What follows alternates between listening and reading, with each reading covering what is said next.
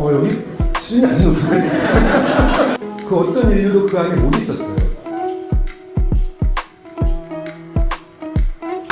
안녕하세요. 여러분 너무 반갑습니다. 또 과분한 초대를 해주셔서 감사드리고요. 젊은 열기를 한 자리에서 볼 수 있어서 너무 좋은 것 같아요. 방금 소개받은 것처럼 베스트셀러 작가 이 작가입니다. 제가 있는 곳은 과학기술정책연구원이라고요. 정부 출연연구소, 국책연구소입니다.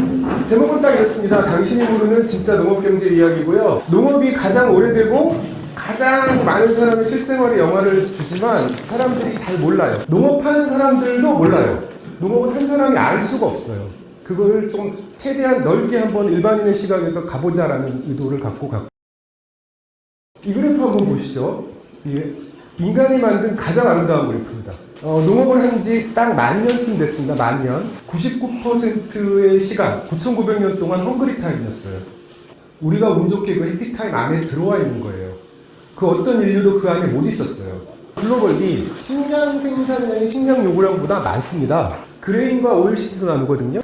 여기 26억 톤쯤 만드는데 요거를 전 세계 80억 인구한테 공평하게 나눠주면 모든 사람을 비만하게 만들 수 있어요. 모든 사람을 당뇨병에 걸리게 만들 수 있어요. 자, 그런데 여기는 굶어. 여기는 왜 굶느냐?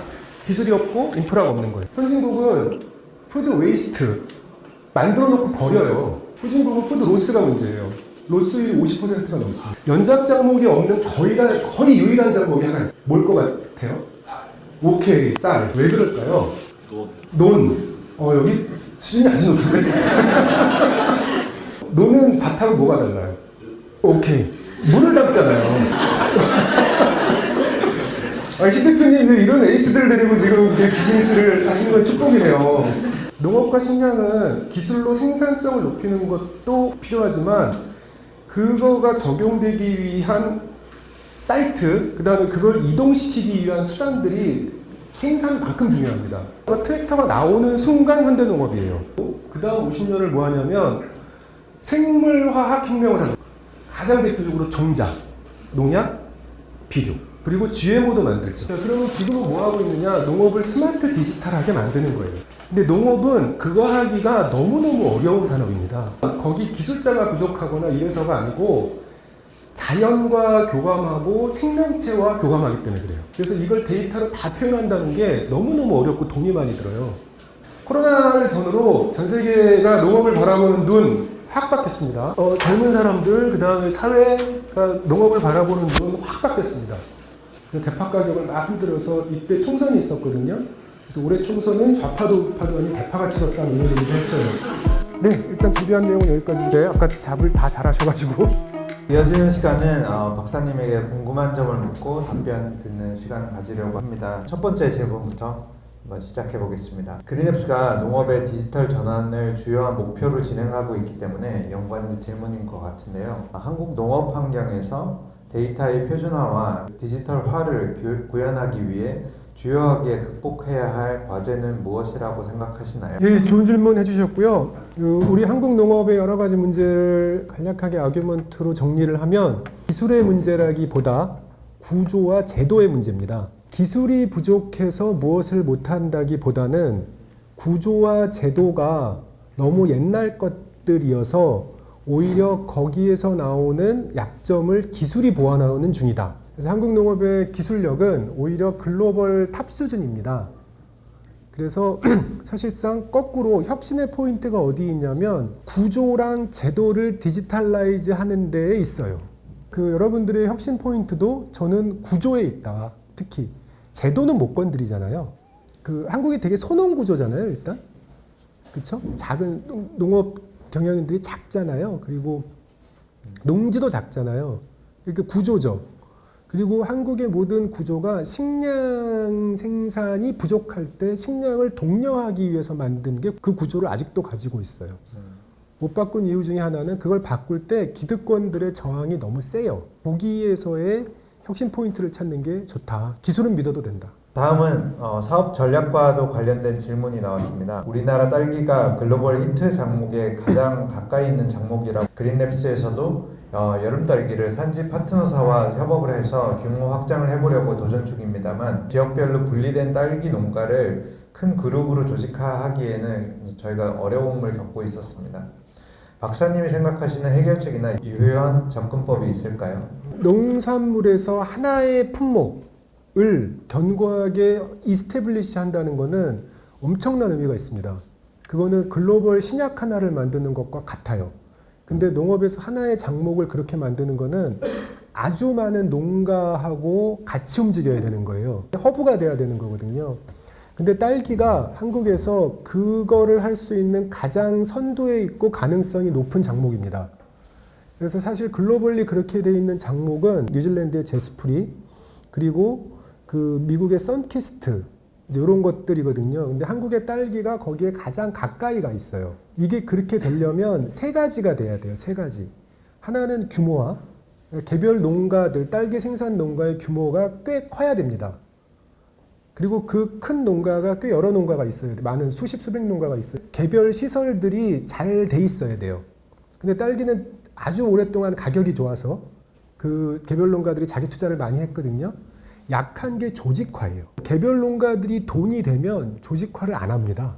딸기는 첨단화, 규모화는 많이 가 있는데 조직화가 안 돼 있는 거죠. 거꾸로 얘기하면 조만간 위기가 온다는 얘기랑 똑같아요. 파프리카랑 달라요. 파프리카는 처음부터 조직화 기반으로 나갔어요. 농가가 많이 퍼지진 않았지만, 그리고 개별 농가의 사이즈도 그렇게 크진 않지만 조직화가 돼 있어서 일사불란하게 움직입니다. 제스프리는 그 세 개가 다 있는 거예요. 거기서의 품질 관리, 수량 관리, 가격 관리를 패킹하우스에서 하는 거죠. 아까 말씀하셨던. 그래서 딸기는 지금 누군가가 나타나서 조직화를 해야 돼요. 어떠한 작목이든 그 조직화의 에스태블리시를 되려면 내가 기본적인 어느 정도의 물량을 생산하고 있어야 돼요. 내가. 그래서 전국적으로 또는 수출까지 하는 딸기가 100과 50이다. 국내에서 필요한 딸기가 100이고 수출하는 딸기가 50이다. 그러면 내가 생산을 한 15나 20을 하고 있어야 돼요. 그리고 나머지 필요한 80 정도를 내가 소싱해서 내 브랜드로 내줘야 돼요. 그래서 자기 생산이 일부 있고 그 자기 생산 내에서 위탁 생산을 좀 가져가는 그 구조가 필요하고요. 저희도 뭐 그런 조직화를 하기 위해서 여러 작물들의 시도를 많이 하고 있는데요. 그래서 기존의 조직화가 오프라인이 강력했다면 그린랩스의 강점은 온라인 조직화를 잘할 수 있는 거 있는 거죠. 네.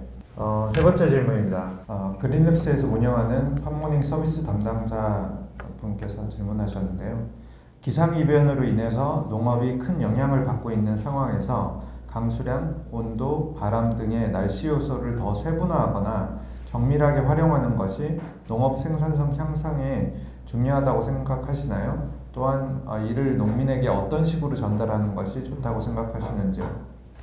그 여러 가지 기상 중에서 농업 기상은 미세 기상이에요. 미세 기상. 그러니까 10m by 10m 정도에 대해서 빠른 예보를 주고 그 예보에 대해서 그 농업인이 반응을 해야 되거든요. 근데 이제 아주 많은 경우에 그 농업 기상과 이거는 정부나 공공 부분에서 오래전부터 꽤 잘 준비를 해오고 있어요.